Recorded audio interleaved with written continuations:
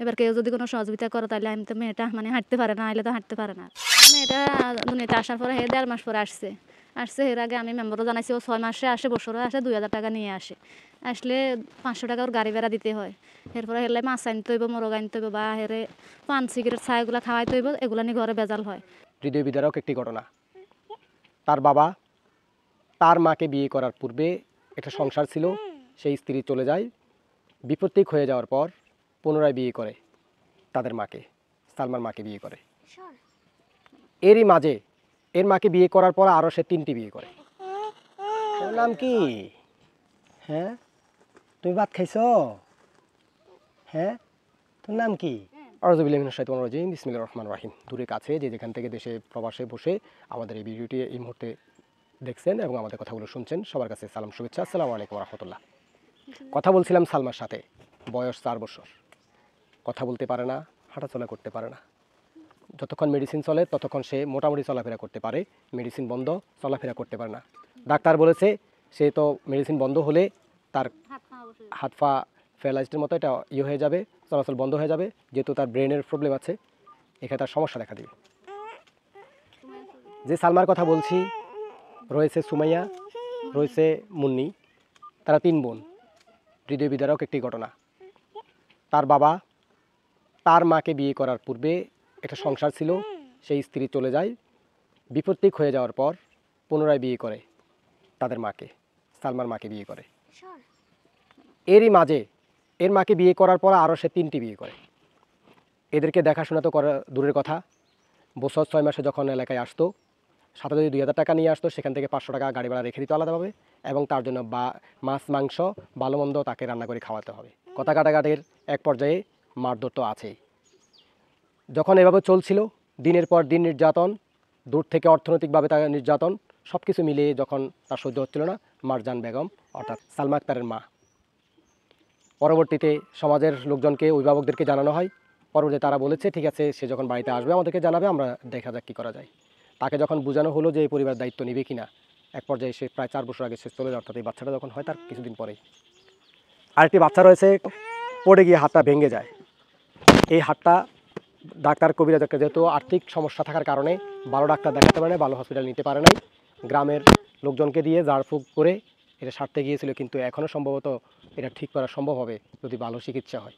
আপনাদের কাছে আকুল আবেদন, আমরা অনেকভাবে আমরা টাকা পয়সা খরচ করি, যদি এই বাচ্চার দায়িত্বটা কোনো একজন ব্যক্তি নেন, যে তার এই হাতটা ঠিক করতে গিয়ে চিকিৎসার ক্ষেত্রে আপনি সহযোগিতা করবেন, কারণ তার ভবিষ্যৎ আছে, মেয়ে মানুষ এখন ছোটো, চাইলে কিন্তু এটা সম্ভব।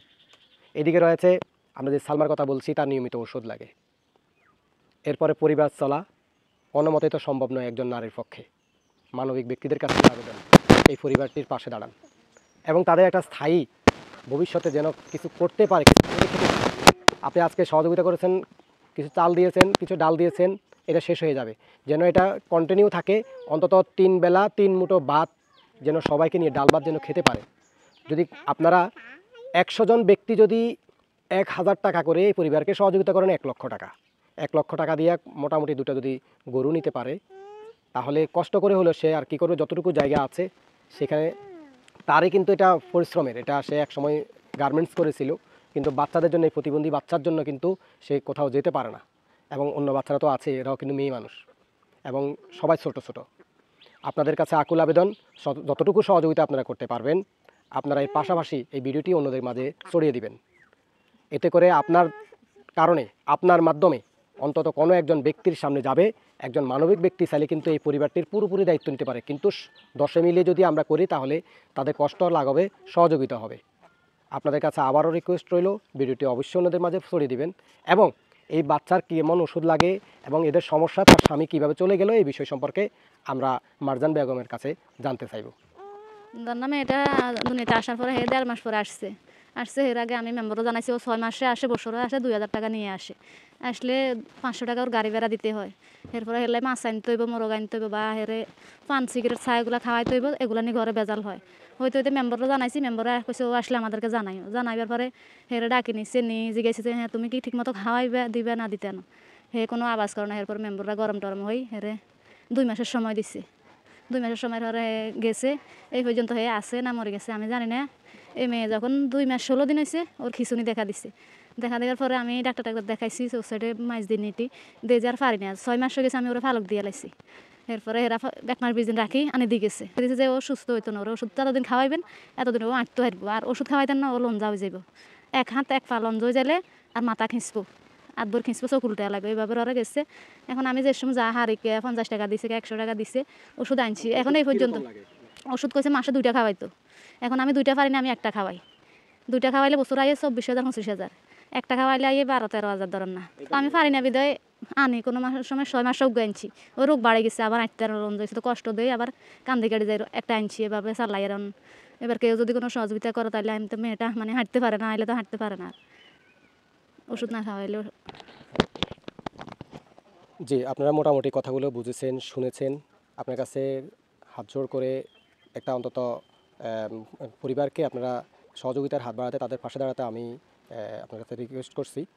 আর সবথেকে বড় রিকোয়েস্ট হচ্ছে হলো আপনি যদি সহযোগিতা করতে পারেন সেটা আপনারই কিন্তু লাভ। আর যতটুকু আপনার সম্ভব হবে এর বাইরেও আপনি অন্য একজনের কাছে এই কথাগুলো পৌঁছে দিতে অবশ্যই এই ভিডিওটি শেয়ার করে দিবেন। তাহলে অন্তত আপনার কারণে অন্য একজন দেখতে পাবে এবং তারা মানবিকতার হাত বাড়িয়ে দিতে পারবে।